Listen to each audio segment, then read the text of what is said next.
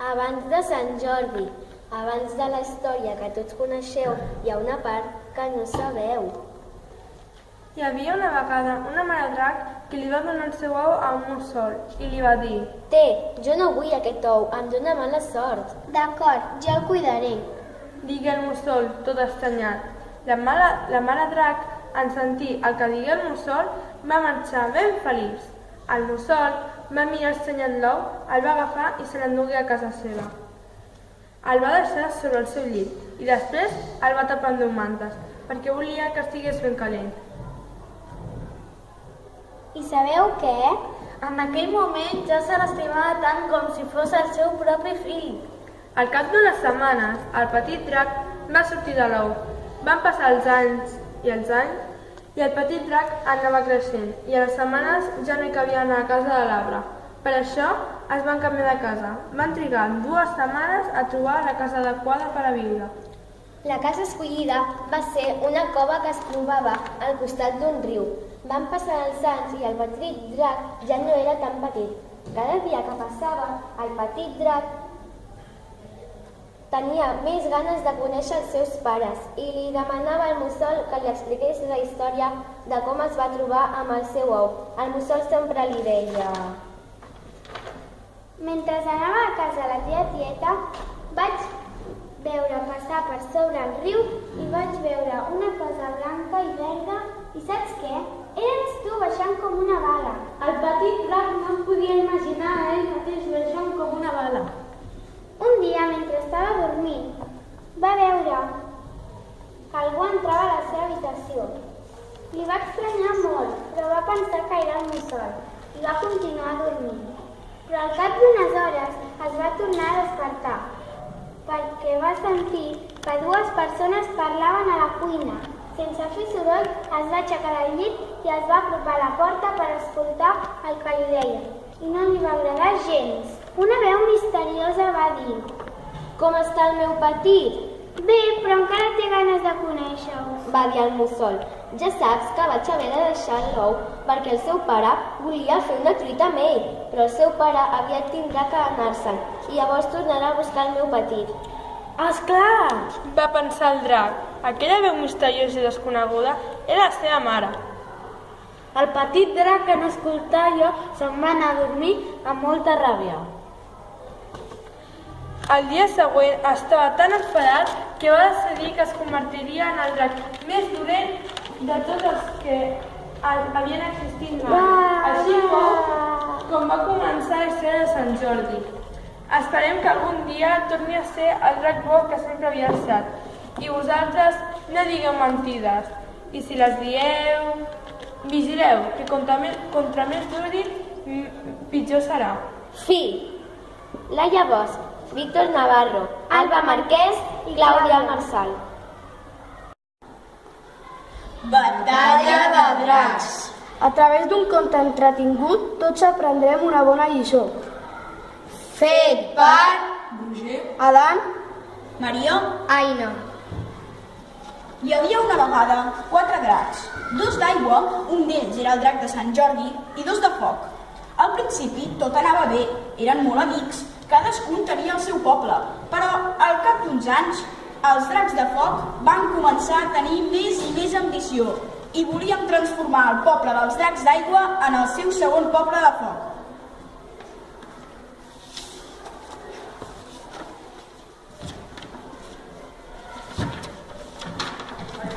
un dia els dracs de foc es van decidir a atacar el poble d'aigua i van acostar-se cap allà. Venim a conquerir el vostre poble d'aigua. A partir d'ara tot canviarà. Res de blau. Odiem el blau de la vostra aigua cristal·lina. Exacte. Ara tot serà vermell. Roig pur. Tot serà de foc.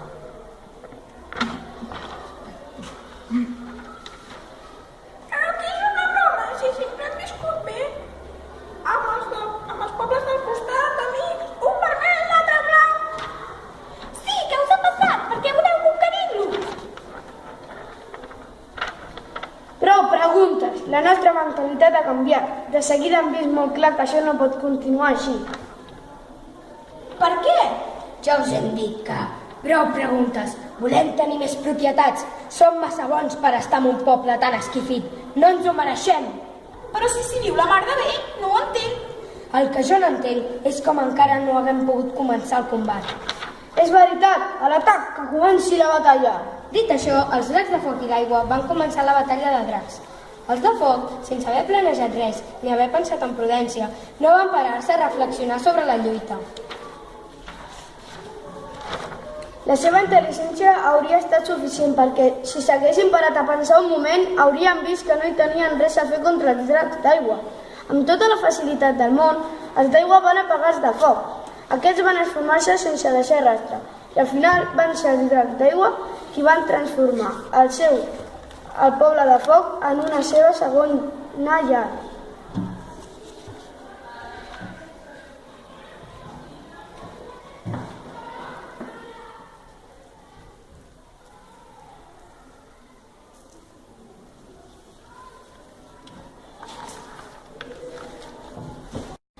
No hem de ser ambiciosos, hem de conformar-nos amb el que tenim.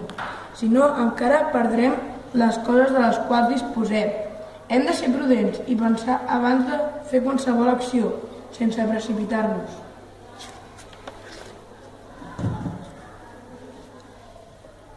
Fi!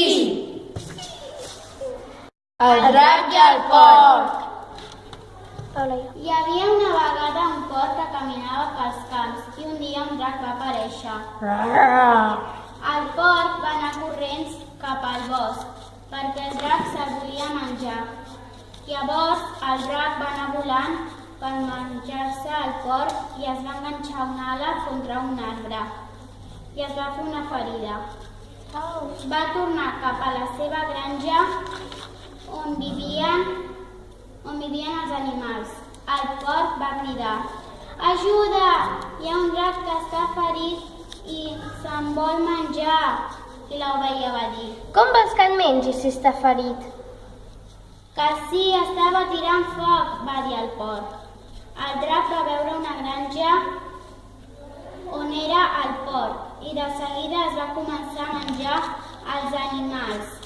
El pobre porc, en veure que s'estava menjant a tots els animals, es va posar a plorar i va anar a demanar ajuda. I tots els animals, encara que no s'havia menjat, van anar a donar-li cops al cul. Però el drac va dir: "Per què em pagueu?" I tots li van contestar: I tu per què ens menges?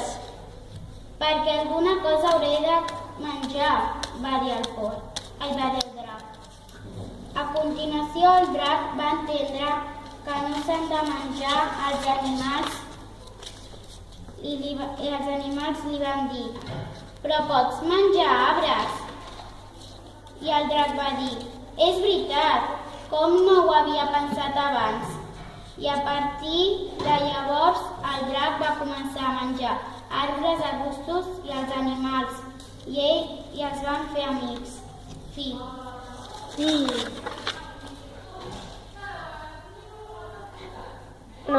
El drac i el ruc.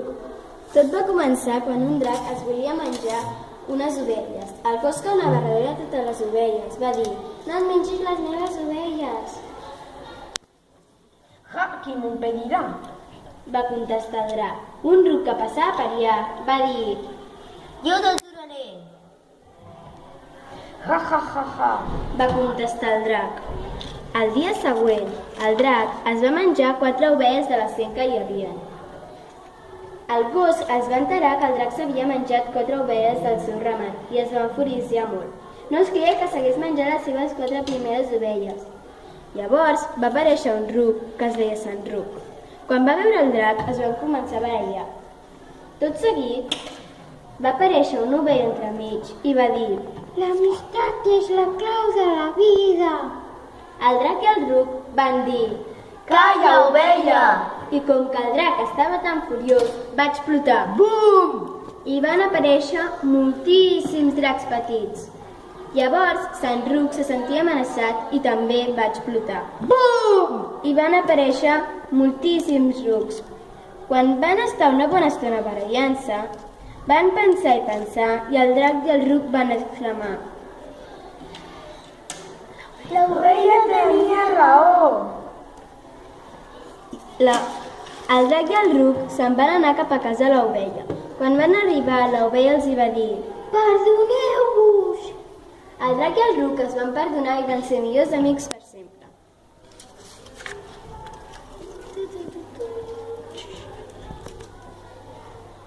El drac i les ovelles. Hi havia una vegada, en un poble molt petit, unes quantes ovelles. Allà a prop del poble hi havia una cova molt curiosa dins la qual no sabien qui hi vivia. Aquella cova era tan curiosa perquè cada dia hi feia més pudor. En un dia molt assolellat, les ovelles van decidir anar a investigar aquell indret per veure qui hi vivia. Un cop van arribar a la porta de la cova, el drac, al sentir la veu fina d'ovelleta, va sortir de la cova.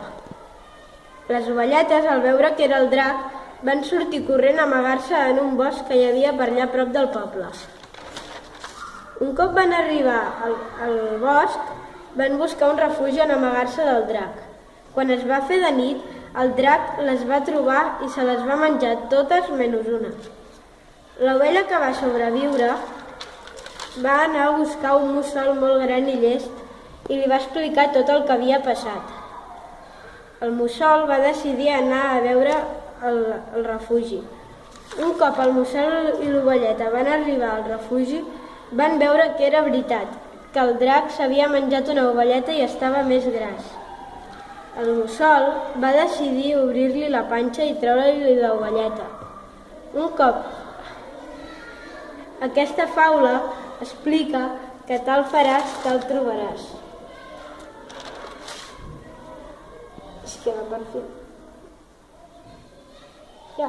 El petit drac de Sant Jordi. Hi havia una vegada una dragona que va tenir un ou. Un dia que anava passejant pel bosc, va aparèixer una liga dels no-res i es van portar el cistell. La mare va estar intentant recuperar el que era seu, però sense èxit.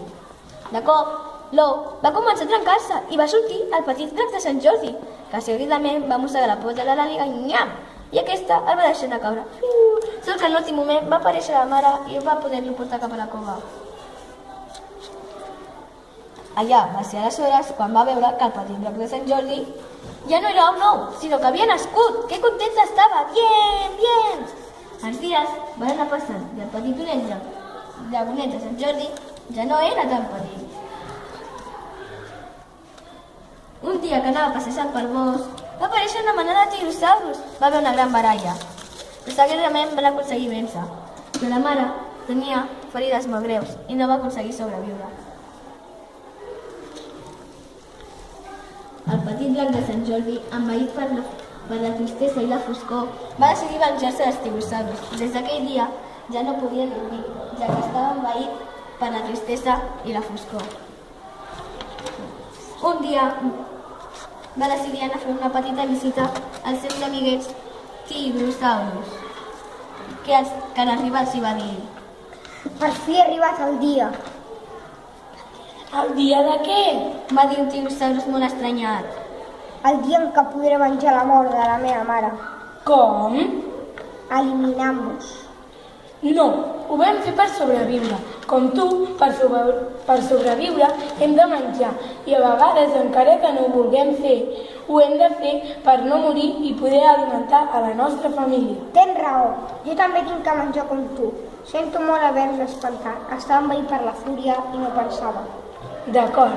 I així va ser com el petit drac de Sant Jordi es va donar compte de que a vegades la gent fa coses per no el que no vulgui per poder continuar endavant. Moralitat. A vegades la gent, per molt que no vulgui, Ha de fer coses per poder continuar endavant. i vet un gos i vet un gat, Aquest conte s'ha acabat. El temple misteriós.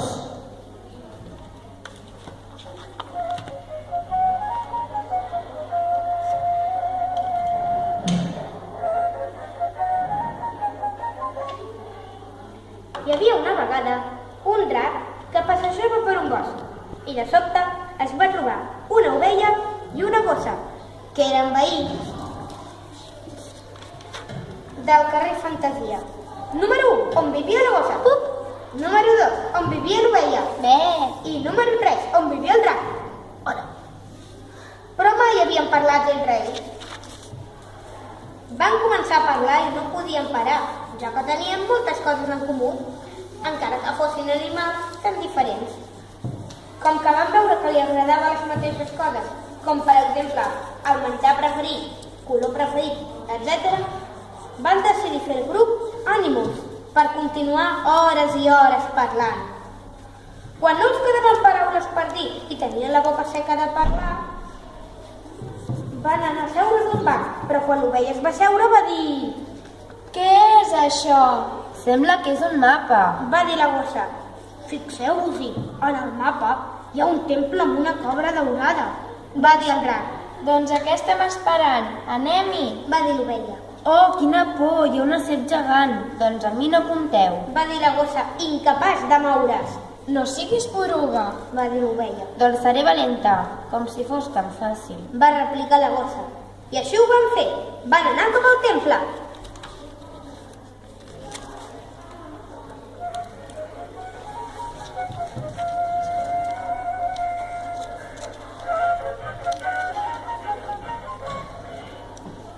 Camí enllà van trobar-se un pont penjant, gegant i en molt mal estat. Sabien que no aguantaria el seu pes. I ara com passem? Va dir l'ovella. Ja ho tinc tot clar. Pugeu a sobre meu. Va dir el drac. Vols dir, segur? Doncs d'acord. Va sentir la gossa. Entre peus i treballs ja eren a sobre el drac i al passar per sobre el pont volant van sentir... Nyet! Què és aquest soroll? Va dir la gossa. És el pont, que s'està a punt de caure. Va dir l'ovella, preocupada.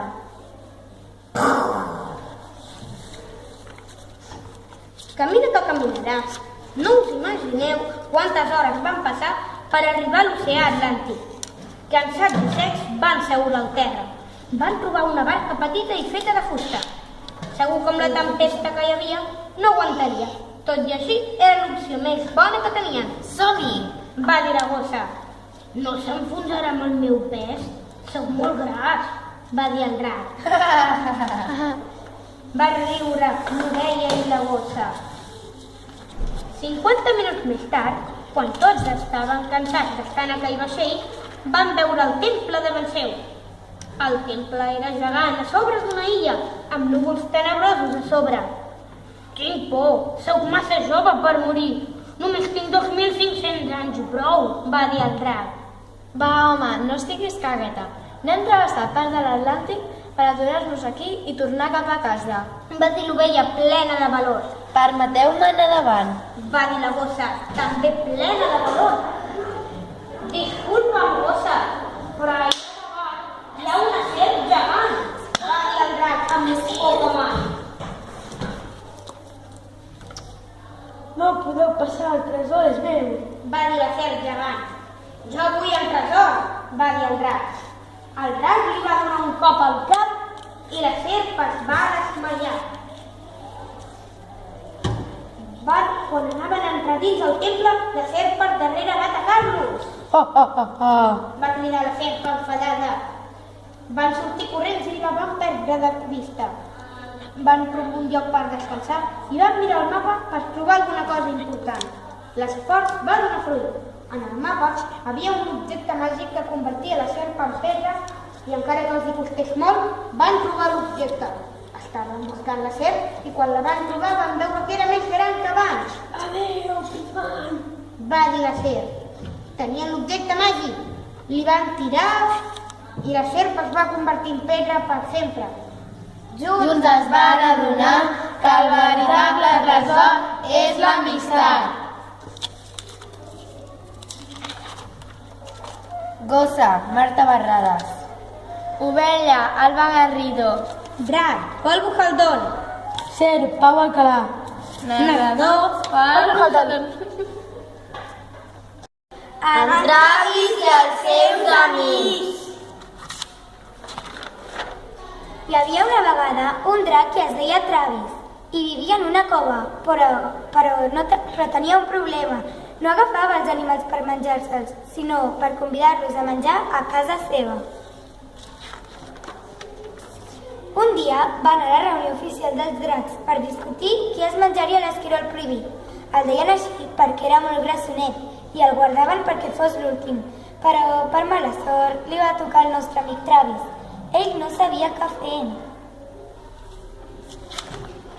Va anar cap al bosc tot buscant l'esquirol. Però en comptes de l'esquirol va trobar un llop i li va dir: Què fas al meu bosc? Busco l'esquirol prohibit, va contestar el Travis. Doncs t'acompanyaré, va exclamar el llop, i tots dos van anar a buscar. Van passar dies i nits, i al final el van trobar i els va dir: Hola, bon dia. Tu ets l'esquirol prohibit? Va preguntar en Travis. Sí, per què ho vols saber? Va dir l'esquirol. Perquè no sé com dir-ho, però tinc que menjar. A mi, per què m'has de menjar? Va dir l'esquirol. Perquè m'ho han dit els meus companys. Va dir el drac. Però tu em vols menjar? No, no et vull menjar. Podeu ser amics del gat Travis. No et vols menjar l'esquirol? No veig per què no podríeu ser-ho. Va dir el llop. És veritat! Van exclamar tots dos alhora i en Travis, l'esquirol i el llop van ser amics per sempre. Moralitat: no facis actes que et manin persones de les quals no te'n fies. El Pol ha sigut el llop, l'Ariadna l'esquirol prohibit, el Joan el Travis i jo la Clàudia la narradora.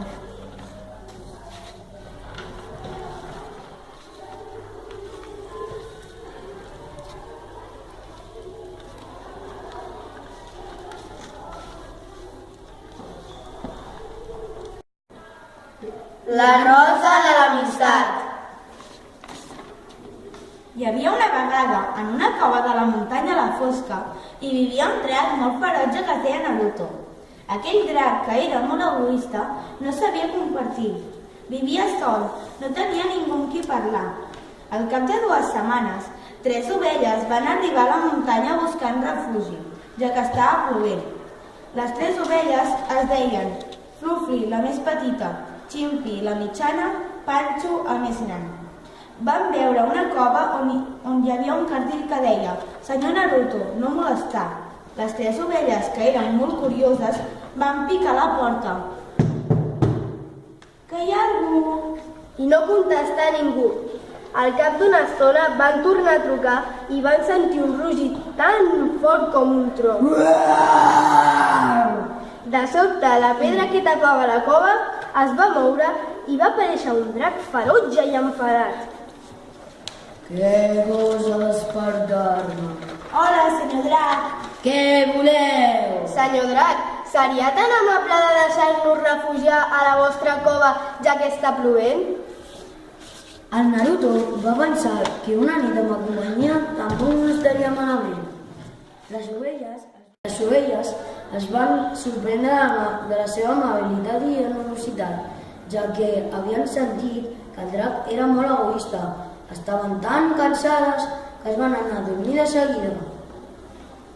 El dia següent es van despertar i no van trobar el drac.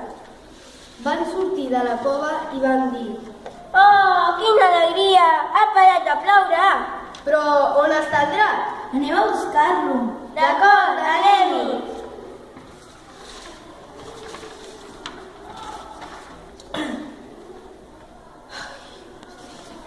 Sense perdre temps, van posar-se en marxa. Primer van anar a un llac que estava al costat de la muntanya i no hi era. Van seguir caminant i van arribar al bosc tenebrós. Allà van sentir un soroll.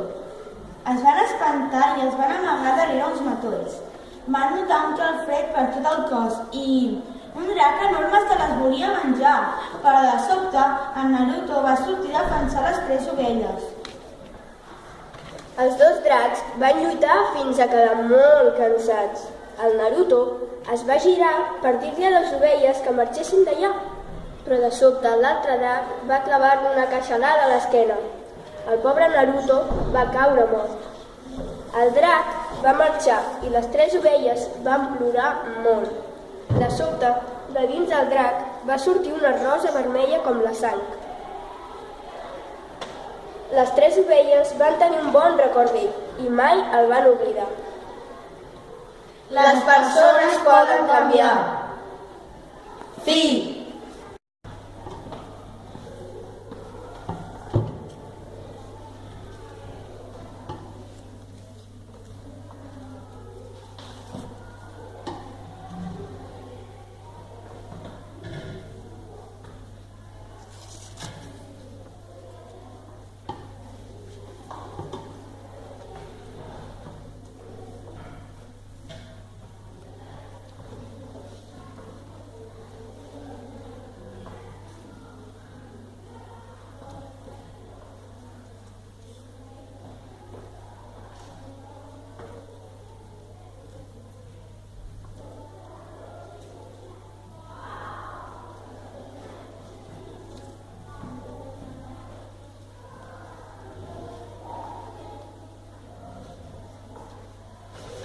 Escolteu bé aquesta història perquè és la vertadera sobre el drac de Sant Jordi. La mai explicada ni escoltada. La vertadera història sobre el drac de Sant Jordi.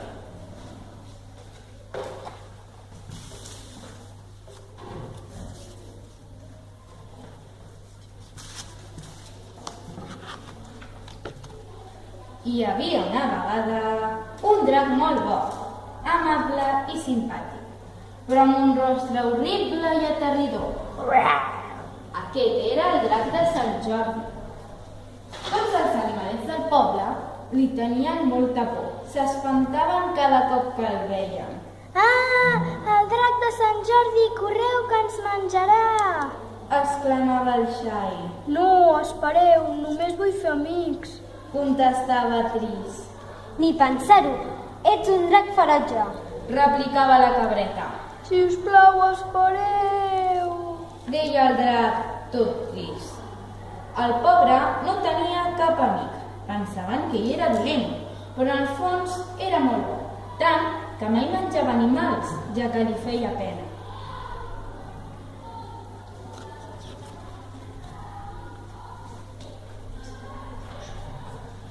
Un matí assolellat de primavera, quan el drac de Sant Jordi sortia de casa seva, es va creuar amb la serp Margarida, de rostre ferotge i aterridor, però en el fons ella també era molt bona.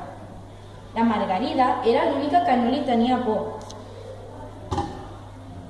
Ella el veia bo.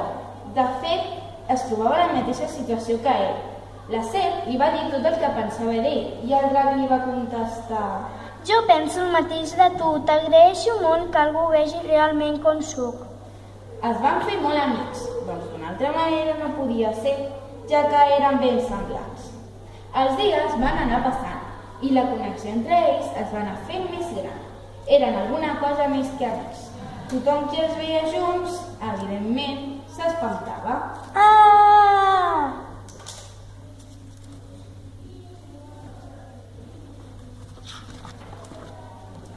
Un 23 d'abril, el dia que ara tots coneixem com a la Diada de Sant Jordi, el drac es va llevar i anar a buscar la serp Margarida al vessant de la muntanya on ella sempre l'esperava, però aquest cop no la va trobar. Margarida! Va cridar als 4 vents. Van passar uns segons i res. Margarida! Va repetir. Mana'm. Va fer una veu llunyana. Tot seguit es va girar i va trobar una serp que duia una corona brillant i molt maca damunt del cap. És la serp. És la reina Florinda. Va dir el drac de Sant Jordi sorprès. Sí, sóc jo. Va afirmar la serp. Però què hi fas tu aquí? Estimat, Jo era la Ser Margarida, transformada per un dels meus conjurs, amb la finalitat de fer-te una prova i esbrinar si realment el teu cor és pur com l'or. I així és. El drac de Sant Jordi es va quedar de pedra. No sabia ni què dir ni com actuar davant d'aquella inesperada notícia. A partir d'ara, si tu vols, esclar, seràs el rei d'aquest poble, ja que m'agradaria que et cassis amb mi. Què et sembla? Per descomptat! Va cridar eufòric el drac de Sant Jordi.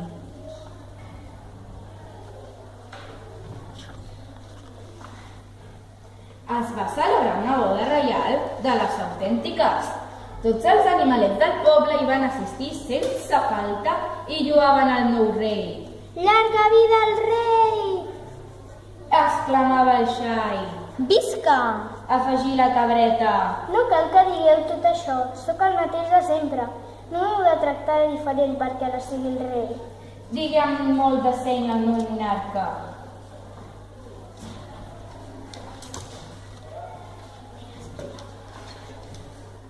I aquesta és la verdadera història del drac de Sant Jordi.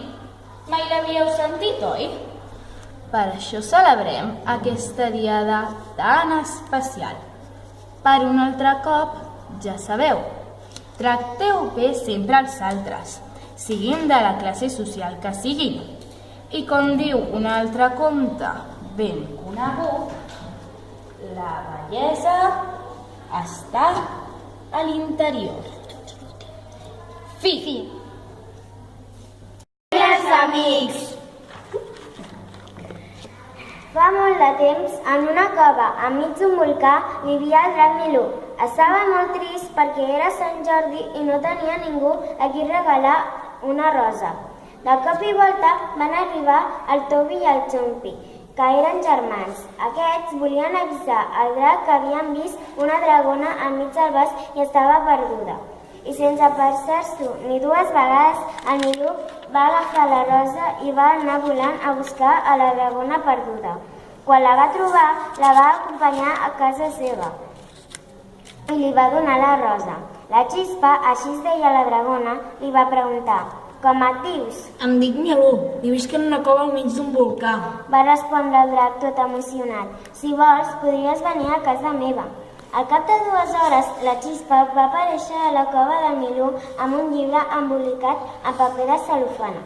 El paper deia: «Gràcies per salvar-me». També hi havia la firma de la Xispa.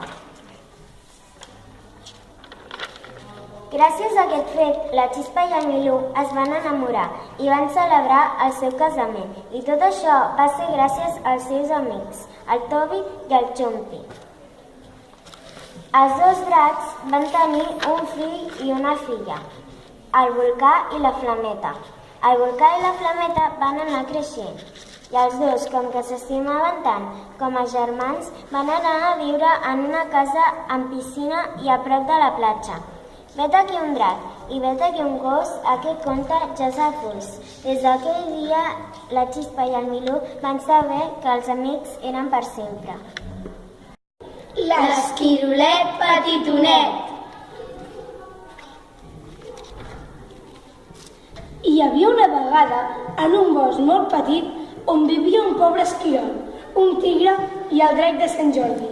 Però no creieu que només hi havia aquests animals, també hi havia molts més. El drac i el tigre sempre estaven empipant el pobre esquirol. Quan l'esquirol es llevava per anar a buscar el seu menjar, el tigre i el drac estaven esperant-lo per poder riure's del seu aspecte, perquè era molt petit. El tigre es volia menjar l'esquirol, però com que ell podia pujar als arbres, l'esquirol sempre s'amagava en els forats dels arbres. El tigre sempre li deia així: Esquirolet, esquirolet, que petitonet que ets, ha, ha, ha, ha, ha, ha. El drac deia així: Petitonet, petitonet, és l'esquirolet, ja, ja, ja, ja, ja, ja. L'esquirol es va cansar de que el molestessin i va decidir recollir molts aglans per no sortir cada dia a recollir el seu menjar, perquè així ni el tigre ni el drac es poguessin riure d'ell. Tot decidit, va recollir tot el que va poder i ho va portar a dins de casa seva. Un dia a l'esquirol se li va acabar el menjar i va haver de sortir el tigre. El tigre es va riure d'ell, com sempre, però aquell dia deia així: Esquirol, què t'ha passat que no sorties? Que ens tenies por? L'esquirol no va contestar i es va anar a buscar el seu menjar. Quan l'esquirol va acabar de posar el seu menjar dins de casa seva, va arribar el tigre i va començar a fer un forat a l'arbre on estava tot el menjar de l'esquirol i van caure totes els agrans. Després l'esquirol va tornar a recollir el seu menjar, i aquest cop va poder omplir tot el seu cau. Es va posar a fer una migdiada fora del seu cau. El drac estava mirant i veia com el tigre intentava escalar l'arbre on l'esquirol dormia. El tigre intentava menjar-se l'esquirol, però el drac li va fer molta pena, perquè l'esquirol era un animal inofensiu i no havia fet res dolent. El tigre es va tirar a sobre de l'esquirol, però el drac va agafar l'esquirol a l'aire. L'esquirol, molt espantat, pensava que el drac volia menjar-se'l i va dir: Auxili, auxili! No t'espantis, no et vol menjar, el tigre et vol menjar. El tigre, molt enfadat, es deia: Maleït traïdor, porto un cicle esperant a menjar-me l'esquirol i quan em tenia a punt, zas, se l'han portat. El tigre va buscar l'amagatall secret del drac i no el va trobar. El tigre va prendre una bona lliçó. Un no es pot riure d'un altre perquè tots tenim defectes. Fi!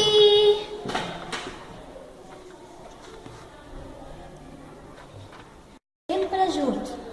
Vet aquí una vegada, en un bosc, un drac que anava passejant tranquil·lament cap a casa seva. Ell vivia en un poblet lluny de la ciutat i cada dia havia d'anar caminant o amb burro. Fins i tot havia arribat a anar a sobre d'un gos. Treballava en una oficina. Sona bé, però treballava a la senyor de la neteja i no podia permetre's una casa a la gran ciutat. El seu cap era tan ric que s'ho podia permetre tot, al contrari que el drac. L'ànec, el seu cap, ni el coneixia el drac, fins que un dia van topar pels passadissos de les oficines i l'ànec, que anava molt carregat, va caure i tot va anar pel terra. Però què fas, drac? Va dir l'ànec cridant. Jo estava netejant i no l'havia vist, li va contestar el drac. Doncs que no torni a passar. El drac se'n va anar amb el cap cot i va seguir netejant. Quan va acabar la feina, tot estava net i polit i se'n va anar cap a casa. El dia següent a l'oficina, l'ànec va cridar al drac perquè anés al seu despatx. El drac, molt espantat, recordant l'incident de la nit passada, va pensar que el volia acomiadar, però es va equivocar completament. L'ànec li volia demanar perdó i augmentar-li el sou. No té per què agrair-m'ho tant. Gràcies a vostè he descobert coses que no sabia. Va dir a l'ànec. Moltes gràcies, senyor ànec. El drac, molt feliç, va tornar a netejar l'oficina. Va pensar en el que li havia dit l'ànec i en aquell moment tots els de l'oficina estaven corrent i saltant. L'oficina tancava! El drac, molt estranyat, va córrer cap al despatx de l'ànec i li va preguntar què passava. L'ànec, amb els ulls plorosos, li va dir: Saps, loca, la meva dona, doncs m'ha robat tots els diners de l'oficina i han hagut de tancar. El drac el va consolar i li va dir d'anar a casa seva, ja que també li havien pres la casa. L'ànec va moure el cap en senyal d'afirmació i se'n van anar junts. Quan van arribar a casa del drac, l'ànec tenia una cara de sorpresa, no s'imaginava allò. El drac li va deixar un peto texat i una camisa de mell i van anar cap al poble. És veritat, no li he presentat al meu amic, la cabra, va dir el drac, així que van anar a visitar-lo on ell treballava. La cabra era molt divertida i feia riure a tothom. És molt simpàtic i jo també, va dir la cabra. Així van anar passant els dies i els mesos. El drac, l'ànec i la cabra es van fer molt amics. Al cap d'uns mesos, l'ànec va veure que era molt millor viure al camp i no a la gran ciutat, perquè la felicitat no es compra amb diners. Fi. Ta-ta-ta-ta-ta-tan-ta-tan.